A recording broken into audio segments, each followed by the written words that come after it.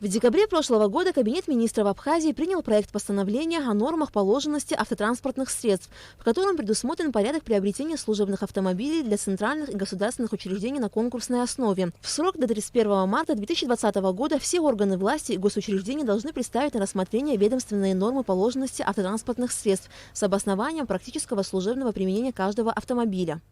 Эти проекты ведомственных норм положенности должны представляться на рассмотрение Кабинета министров со всей необходимой информацией и сведениями. И уже дальше, отталкиваясь от этого, будут устанавливаться нормы для конкретного органа, для конкретной государственной организации, какое количество служебных машин требуется и для кого и с какой целью это будет делаться. С появлением этого постановления установлен регламент, направленный на обеспечение прозрачности, открытости и соблюдения принципов конкурентности при приобретении имущества для государственных нужд. Закуп автотранспортных средств будет осуществляться из госбюджета. Установлена предельная стоимость на закуп новых автомобилей. Для руководителей 1 миллион 800 тысяч. Для заместителей руководителя ведомства 1 миллион 450 тысяч. И предельная стоимость служебного автомобиля для сотрудников ведомства составляет 1 миллион рублей. Стоит отметить, что закуп автомобилей будет осуществляться исключительно с проведением торгов в форме открытого конкурса или аукциона. А приобретение автотранспортных средств, ранее бывших в эксплуатации, возможно только по рыночной стоимости, которую будет вправе определять только специализированная оценочная организация. На что направлен данный механизм? На исключение возможности злоупотребления с теми полномочиями, которые условно могут привести к тому, что тот или иной, допустим, автомобиль будет продан либо не по рыночной стоимости, либо информация о его продаже будет там не очень открыта и, соответственно, ограничивает круг людей, которые могут этим воспользоваться. Следует отметить, что приобретение автомобилей будет осуществляться поэтапно с предоставлением в установленном порядке на рассмотрение в Кабинет министров проекта в решении об утверждении ведомственных норм положенности автотранспортных средств с обоснованием практического служебного применения каждого автомобиля. Целевая программа принимается в соответствии с законом о противодействии коррупции. Таким образом, исключена возможность самостоятельного приобретения ведомствами служебных транспортных средств в обход согласованию с Минфином. Также решением Кабмина с 1 января 2021 года органам госуправления и госорганизациям будет запрещено заключать договоры аренды автотранспортных средств для выполнения служебных обязанностей.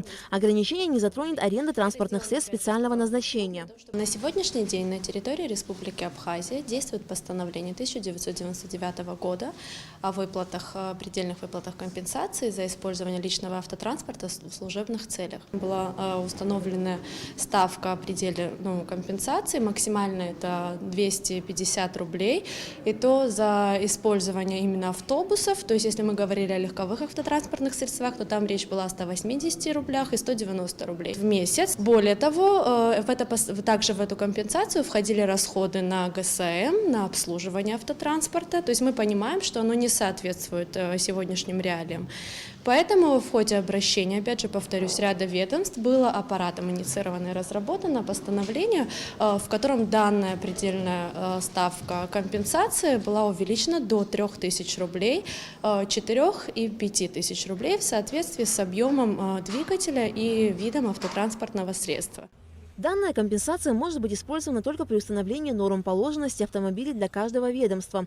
Например, если организация установила норму положенности в количестве 5 автомобилей, но при этом имеет на балансе 3 автомобиля, то руководитель может заключить соглашение с 2 сотрудниками и выплачивать ежемесячную компенсацию за аренду автомобиля. То есть компенсация разовая, она выплачивается ежемесячно сотруднику на основании соглашения, которое руководитель заключает со своим сотрудником.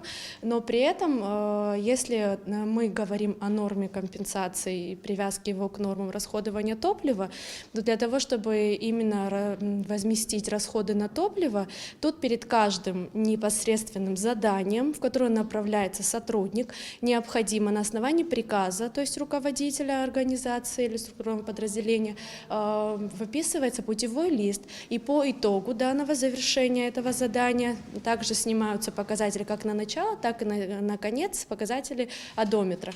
Для чего это делается? для того, чтобы когда сотрудник в своих личных целях использовал автотранспортное средство, государство, естественно, с республиканского бюджета не компенсировало ему расходы на топливо. По мнению экспертов, выплата компенсации за использование автотранспортных средств сотрудников в совокупности позволит сэкономить бюджетные средства, чем закуп новых автомобилей. Мы постепенно пришли к компромиссу, когда мы приняли в комплексе нормативные акты, которые, с одной стороны, индексируют и намного более реально делают размер компенсации, а с другой стороны, жестко регламентируем вопросы, связанные с расходованием бюджетных средств, с использованием автотранспортных средств.